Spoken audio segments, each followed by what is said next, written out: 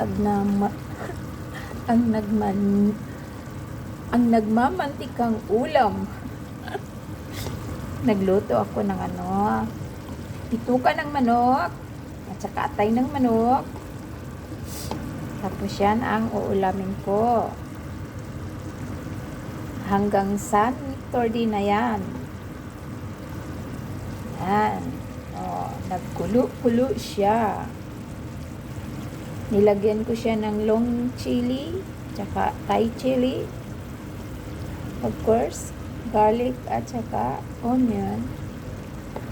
At saka yung dato puti natin na suka at saka tuyo. Tsaka salt and pepper.